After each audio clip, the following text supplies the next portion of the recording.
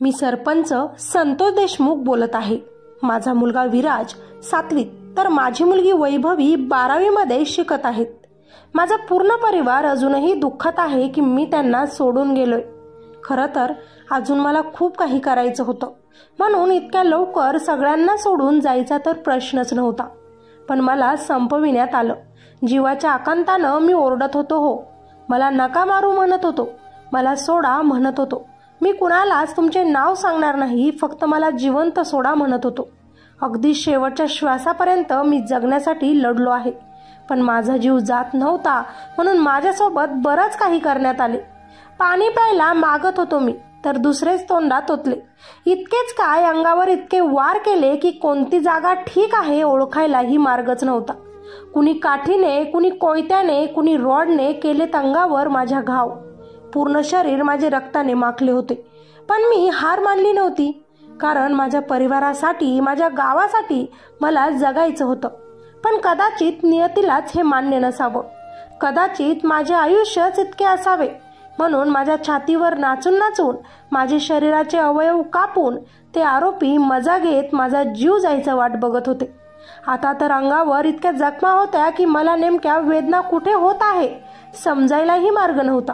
मला मरताना त्यांच्या डोळ्यात अजिबातही पस्तावा नव्हता। पूर्ण प्लॅन करून मला मारलं जात होतं। मला मरताना व्हिडिओ कॉलवर माझी अवस्था दाखवली जात होती। आई ग म्हणत मी त्रासाने ओरडत होतो। समोरचे मात्र माझी हाल बघून हसत होते। त्यांना त्यांची दहशत निर्माण करायची होती। लोकांनी त्यांना घाबरावं म्हणून त्यांनी माझ्यासारख्या माणसालाच कायमचं संपवलं आणि माझ्या मुलांना अनाथ केलं। माझ्या परिवाराची छाया काढून घेतली, माझ्या बायकोचं कुंकू पुसलं, माझ्या भावाचा आधार हिसकावला। म्हातारपणात माझ्या आईवडिलांना दुःख दिलं। लोकांच्या मनात भीती बसण्यासाठी माझ्यावरती अन्याय केला। मारून मारून मला पूर्ण रक्तबंबाळ केलं। मी हात जोडले, पाया पडलो, मारू नका म्हटलं, पण कोणी लाथांनी, बुक्क्यांनी हातात येईल त्या अवजारानं वार करत मला माझ्या शेवटच्या श्वासापर्यंत मारलं आणि शेवटी माझ्या नशिबाला हार मानावी लागली आणि हा देह सोडून नाईलाजाने मला जावंच लागलं। निर्गुणपणे माझी हत्या झाली मित्रांनो। पण का झाली माझी हत्या? अशी हत्या करण्यामागचं कारण काय? कुणी केली माझी हत्या? फक्त आदल्या दिवसाच्या मारहाणीमुळे, त्यांना थांबवल्यामुळे? तर रागात माझी हत्या करणं आणि बदला घेतला म्हणणं तुम्हाला योग्य वाटत आहे का? की मला मारणाऱ्या मागे देखील दुसऱ्या कुणाचा हात आहे? ही संपूर्ण माहिती आज तुम्हाला या व्हिडिओत मिळेल, पण त्याआधी आता मला न्याय मिळावा म्हणून प्रयत्न करत असणारा माझा पूर्ण परिवार, गाव, तालुका, जिल्हा एक जात आहे म्हणून नाही, तर एक माणूस म्हणून जात पात धर्म न बघता त्यांच्या पाठीमागे उभे राहा, ही कळकळीची विनंती। मला न्याय मिळेपर्यंतच नाही, तर सदैव माझ्या परिवारासोबत राहावं इतकीच माझी इच्छा। आज मला मारलं, उद्या माझ्या घरातील कुणालाही मारण्याचे षडयंत्र आखले जाऊ शकते। लक्ष्मणासारख्या माझ्या भावाला त्रास दिला जाऊ शकतो। खास करून माझ्या मुलाला व माझ्या मुलीला या राजकारणात कधीच अडकवू नका। आज माझ्या लेकरांना माझ्या न्यायासाठी व त्यांना जगण्यासाठी, माझ्या पूर्ण परिवाराला जिवंत राहण्यासाठी रस्त्यावर उतरावे लागत असेल, तर ही गोष्ट या महाराष्ट्रासाठी खूप लाजिरवाणी आहे मित्रांनो। मी कधीच माझ्या परिवारासाठी जगलो नाही। मी फक्त जनतेचा विचार केला, गावाचा विचार केला, गोरगरिबांची मदत केली। स्वतःच्या प्रगतीचा विचार न करता मी फक्त दुसऱ्यांसाठी जगत राहिलो। घरी मुलं आजारी असेल तर बायकोलाच दवाखान्यात घेऊन जायला सांगितले, पण जनसेवा सोडली नाही। यात माझ्या परिवाराचा मोलाचा वाटा आहे। माझ्या आई वडिलांनीही आणि माझ्या कुटुंबानेही, आम्ही दोघंही भावांना कधीच जनसेवा करण्यापासून अडवले नाही। तुम्ही चांगले काम करत आहेत, करा, म्हणूनच शाबासकी आईनं दिली। मुलगा, मुलगी, पुतणे यांनी देखील मोलाचा वाटा माझ्या आयुष्यात मला दिला। कशातच मला अडवले नाही की हट्टही केला नाही। जे दिलं त्यात खुश राहिले। आज माझाही बंगला असता, नोकर चाकर आणि खूप पैसा असता, जर मी वाईट मार्ग स्वीकारून कामं केली असती। पण मला जनसेवा करायची होती। मला गोरगरिबांची मदत करून त्यांचे घर उभरायचे होते। मी तर म्हटलं देखील होतं की माझ्या शेवटच्या लाभार्थीचे घर जेव्हा पूर्ण होईल तेव्हा त्याच्याच हाताने मी माझ्या घराचा पाया उभा करेल. मी अगदी छोट्या घरात राहत होतो. 2 पाहुणे आल्यावर माझ्या घरात त्यांना झोपण्याची देखील व्यवस्था नव्हती. इतका साधा सरळ माझं आयुष्य होतं आणि माझं घर होतं. कारण वाईट मार्गाने मला काहीच लागत नव्हतं. मला फक्त माझ्या गावकऱ्यांसाठी आणि ह्या पूर्ण जनतेसाठी काहीतरी करून दाखवायचं होतं आणि जगायचं होतं. पैसा आज नाही तर उद्या येत असतो, म्हणून भ्रष्टाचार करून पैसा कमवणे माझ्या हिशोबात बसत नव्हतं.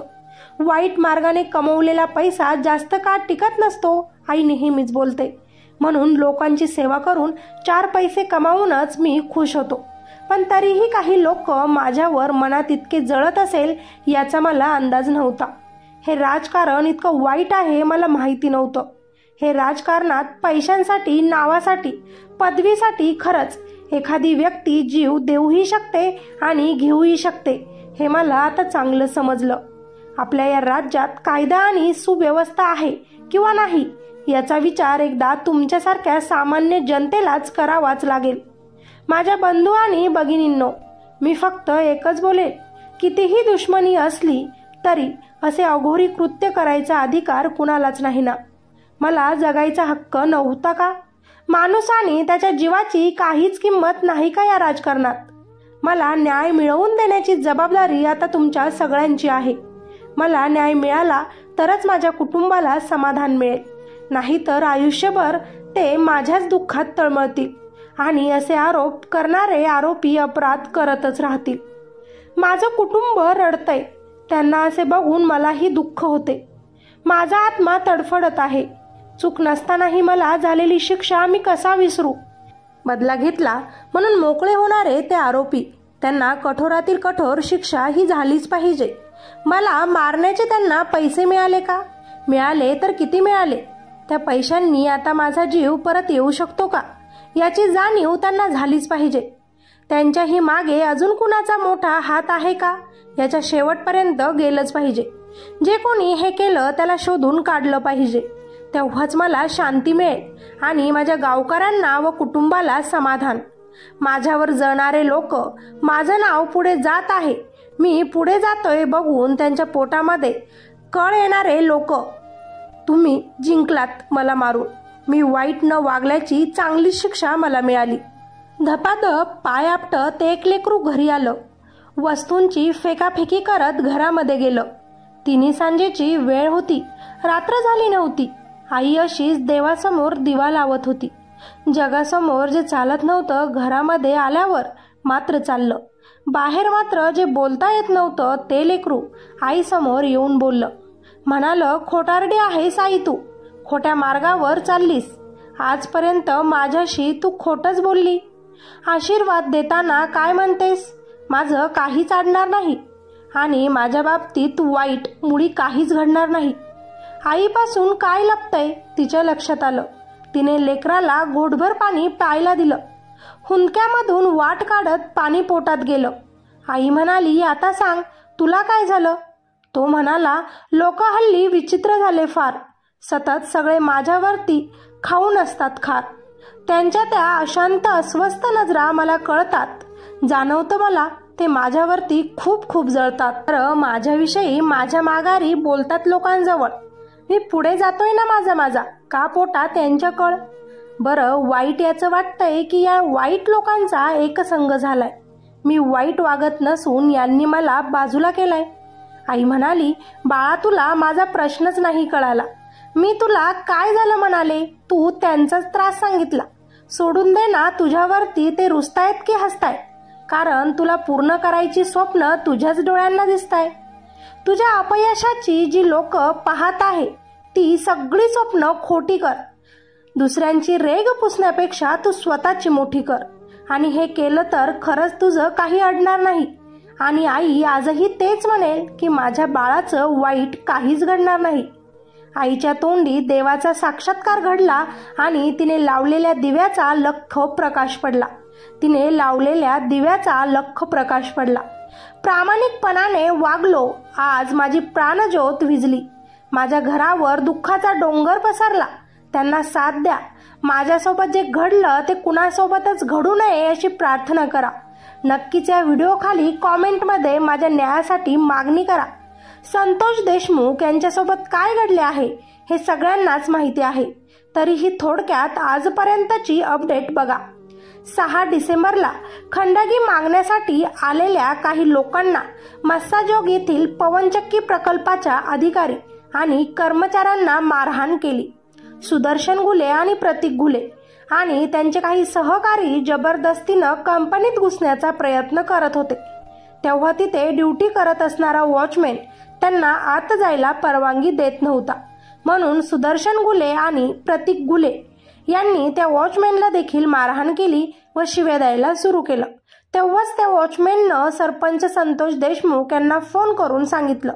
ही बातमी जेव्हा सरपंच संतोष देशमुख यांच्या कानावर पडली, ते घाईतच आपल्या सहकाऱ्यांसोबत त्या कार्यालयामध्ये गेले।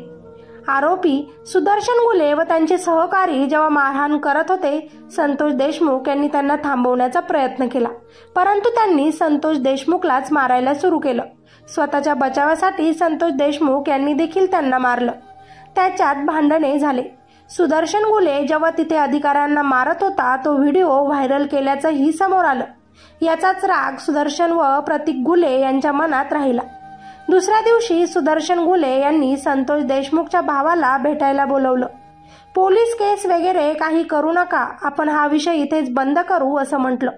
संतोष व धनंजय देशमुख यांचा स्वभाव खूप प्रेमळ, मिटविण्याचा प्रयत्न करताय तर हा विषय इथेच बंद करावा, म्हणून धनंजय देशमुख यांनी भावाला केस मागे घ्यायला पोलीस स्टेशनमध्ये जायला लावलं।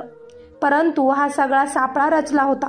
संतोष देशमुख जेव्हा पोलीस स्टेशनमध्ये गेले, असं तर काही करायचं नाही, ते समोरच्या व्यक्ती ऐकायला तयार नाही असं सांगण्यात आलं। जेव्हा केजवरून संतोष देशमुख हे परत यायला निघाले, तेव्हा पेट्रोल पंपावर आपल्या आत्याचा मुलगा त्यांना दिसला। संतोष देशमुखनं त्यालाही आपल्या गाडीत घेतलं। आत्याचा मुलगा गाडी चालवायला बसला तर संतोष देशमुख मागे। आता इथे मित्रानेच परत घात केला। सिद्धार्थ सोनवणे यानं संतोष देशमुखची सगळी माहिती सुदर्शन घुले यांच्यापर्यंत पोहोचवली। त्यामुळे संतोष देशमुखची गाडी ज्या रस्त्यानं जात होती, तिथूनच काळ्या रंगाची स्कॉर्पिओ 333 नंबरवाली त्यांच्या गाडीचा पाठलाग करत होती। पेट्रोल पंपाच्या पुढे गाडी निघाल्यानंतर अर्ध्या रस्त्यातच गाडी अडवण्यात आली। ड्रायव्हर सीटच्या पुढे मोठा दगड टाकण्यात आला, ज्यानं आत्याचा मुलगा खूप घाबरला।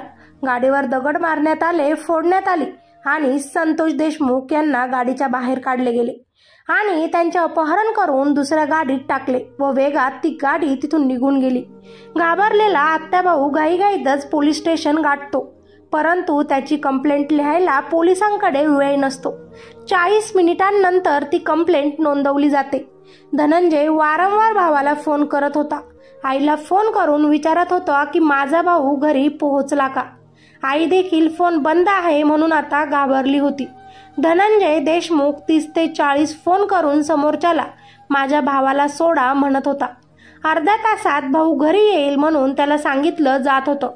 भावाचं अपहरण झालं म्हणून सगळीकडे शोधाशोध सुरू होती, पण संतोष देशमुख कुठे आहे याचा शोध लागला नव्हता। पोलिसांनी केलेल्या टाळाटाळीमुळे एका व्यक्तीनं आपला जीव गमावला होता आणि 10 डिसेंबर रोजी संतोष देशमुखचा मृतदेह छिन्नविच्छिन्न अवस्थेत सापडला होता। न्यायासाठी आंदोलनांमुळे जनता एकत्र झाली, म्हणून 10 डिसेंबर रोजी पुढे या प्रकरणातील 2 आरोपींना पोलिसांनी पाठलाग करून अटक करण्यात आली। गावकऱ्यांच्या मागण्या पूर्ण करण्यात येतील असे आश्वासन देण्यात आले आणि म्हणूनच पुढे आंदोलन मागे घेतले। 10 डिसेंबरला रात्री 2 वाजता संतोष देशमुख यांच्यावर अंत्यसंस्कार करण्यात आला। त्यानंतर काही दिवसांमध्येच पोलिसांनी या प्रकरणातील 4 आरोपी जयराम चाटे, महेश केदार, प्रतीक घुले व विष्णू चाटे यांना अटक केली। मात्र या प्रकरणातील 3 आरोपी सुदर्शन घुले, सुधीर सांगळे आणि कृष्णा आंधळे हे फरार होते। घटनेला 22 दिवस उलटले तरी देखील ते पोलीस आणि CIDच्या हाती लागले नव्हते। पोलिसांवरील दबाव वाढत होता। अखेर सुदर्शन घुले आणि सुधीर सांगळे यांना पुण्यातून अटक केली गेली। त्याच दिवशी संतोष देशमुख यांचा मित्र ज्यानं सुदर्शन घुलेला संतोषची माहिती पुरवली होती, त्याला मुंबईतून अटक करण्यात आली। या प्रकरणात वाल्मिक कराड यांच्यावर देखील आरोप करण्यात येत होता। पुण्यातून या आरोपींना अटक करण्यापूर्वीच तो CIDला शरण आला। मात्र अजूनही या प्रकरणातील एक आरोपी कृष्णा आंधळे हा फरार आहे। त्याचा शोध सुरू आहे। बाकी सगळ्यांना कोर्टानं 18 जानेवारीपर्यंत CID कोठडी सुनावली आहे। मुख्यमंत्र्यांनी देखील संतोष देशमुखला न्याय मिळवून देऊ असे आश्वासन संतोष देशमुखच्या परिवाराला केले आहे। हा धर्माचा प्रजातीचा विषय नसून ही विकृती समाजाची आहे। या विकृतीला नष्ट करून समाजाला धडा शिकवायला पाहिजे। कोणालाही माफी मिळत नाही याचं उदाहरण यामुळे निर्माण झालं पाहिजे। धनंजय देशमुख म्हणाले, पुण्यातून सगळे सापडले आहेत, म्हणजे त्यांना कोणी आश्रय दिला होता का ते तपासा। हे सराईत गुन्हेगार आहेत, साधे गुन्हेगार नाहीत। महाराष्ट्रापासून लपून 20-25 दिवस राहतात। त्यामुळे या प्रकरणाची सखोल चौकशी होऊन शिक्षा झाली पाहिजे। नाहीतर माझ्या कुटुंबाचा आणि गावाचा आधार असलेला, आमच्या सर्वांचा आदर्श असलेला माझ्या भावाला न्याय मिळणार नाही। यांच्या मागेही कुणाचा तरी हात असायला हवा, नाहीतर हे असे काम करणार नाहीत, असे देखील बोलण्यात आले। अजूनही तपास सुरू आहे। काही वेगळी माहिती आपल्या समोर आली तर नक्कीच तुमच्या समोर मांडण्यात येईल। तोपर्यंत संतोष देशमुख यांना न्याय मिळावा अशी प्रार्थना सगळ्यांनीच करा। माणूस म्हणून राहा, माणूस म्हणून जगा। सगळ्यांचे रक्त लालच आहे हे विसरू नका। जात पात धर्म याच्या मागे लागून कुणाचा जीव घेऊ नका। योग्य वेळी जर पोलिसांनी तेव्हाच आपले पाऊल उचलले असते तर आज तो व्यक्ती जिवंत असता। पण आता न्याय व्यवस्थेवर आपल्याला विश्वास ठेवूनच चालावे लागेल। म्हणून त्यांच्याकडेच न्याय मागा। चुकी नक्की कुणाची आहे हे त्यांना दाखवून द्या। हे जरी राजकारण असले तरी हे चुकीचं आहे हे बोला। कुणाचा जीव घेणं हे देव सोडून कुणाच्याच हाती नाही, हे लोक विसरले आहेत। त्या परिवारासाठी आपला आवाज उठवा। संतोष देशमुख यांना न्याय मिळवून देण्यासाठी थोडे तरी प्रयत्न करा। फाशी द्या, नाहीतर जन्मठेप, पण आरोप्यांना शिक्षा ही झालीच पाहिजे हे विसरू नका। आपला व्हिडिओ जास्तीत जास्त लाईक करा। धन्यवाद।